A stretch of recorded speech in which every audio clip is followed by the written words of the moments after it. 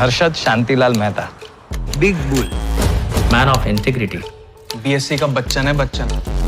Is he an idiot? Harshad is a hero. Hello friends, ये है deep vision और आज हम बात कर रहे हैं एक स्कैम के बारे में।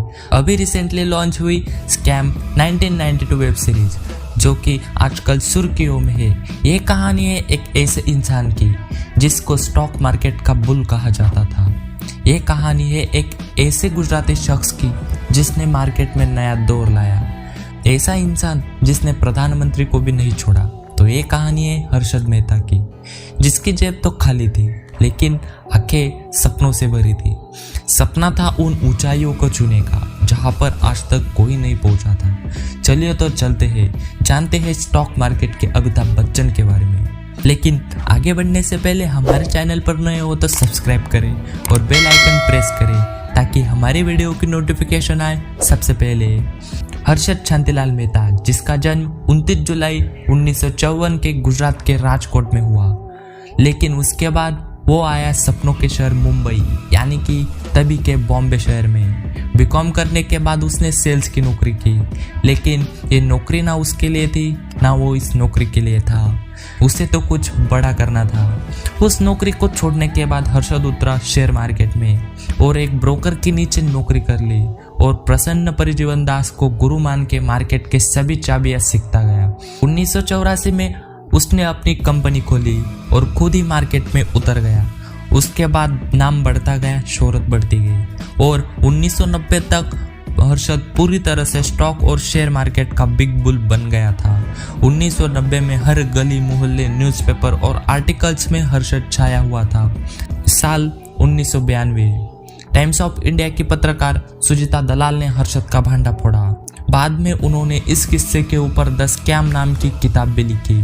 सुजीता दलाल कब से इस मामले की सभी सुर्खियां ढूंढ रही थी, लेकिन उन्हें ना कुछ मिलता था ना कुछ दिखता था।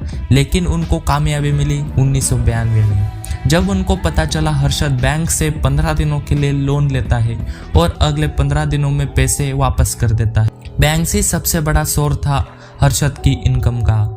हर्षद के बैंकिंग सिस्टम में जान पहचान होने की वजह से वो उसे 10-15 दिनों के लिए पैसे दे दिया करती थी और बैंक्स को जब कैश की जरूरत होती थी तब वो सरकारी बॉन्ड्स को गिरवी रख के पैसे लेती थी, लेकिन उसमें डायरेक्टली बॉन्ड्स का लेन देन नहीं होता था, एक रिसिप्ट से भी काम चलता था। इस सभी प्रोसेस के लिए कम से कम 10-15 दिन लग जाते थे। इसी नब्ज को हर्षद ने दबोच लिया और उसके बाद यही बैंक्स का पैसा वो 10-15 दिनों के लिए शेयर मार्केट में लगाता था और उससे प्रॉफिट निकलने के बाद उसे वापस बैंक्स को दे दिया करता था। लेकिन यही बात सुजीता दलाल को सोर्सेस से पता चली, तभी शेयर मार्केट भी बुरी तरह से क्रैश हुआ और हर्षद बैंक्स को पैसे नहीं लौटा सका। और उसके बाद सारी जांच के बाद सीबीआई ने भी इंफॉर्मेशन पब्लिक कर दी और हर्षद का साम्राज्य खड़े खड़े ही निस्तेनाबूद होने लगा। उसके बाद हर्षद और उसके भाई अश्विन और सुधीर को गिरफ्तार कर लिया गया। 72 आपराधिक मामले और 600 से ज्यादा अनलीगल एक्टिविटी हर्षद के नाम दर्ज की गई। इसी वक्त नरसिम्हा राव का भी नाम बाहर आया। हर्षद ने उनके ऊपर आरोप भी लगाया। उन्होंने नरसिम्हा राव को 1 करोड़ की रिश्वत दी, लेकिन सबूत न होने की वजह से यह आरोप बर्खास्त किया गया। जमानत मिलने के बाद हर्षद एक के बाद एक हर केस को बंद कर रहा था। फिर से वो अपने धंधे में वापस आ गया था, लेकिन 2001 में फिर से उसे गिरफ्तार कर लिया गया और जेल भेज दिया गया। वही 31 दिसंबर 2001 को दिल का दौरा पड़ने की वजह से मौत हो गई। आरबीआई की रिपोर्ट के मुताबिक 1992 का घोटाला 4025 करोड़ का था। तो ये थी कहानी हर्षद मेहता की, जो कभी मार्केट का बिग बुल था। कैसी लगी आपको हमें कमेंट में जरूर बताएं। वीडियो पसंद आए तो लाइक करें और अपनों दोस्तों के साथ जरूर शेयर करें। बस आज के लिए इतना ही, चलिए तो चलते हैं। धन्यवाद।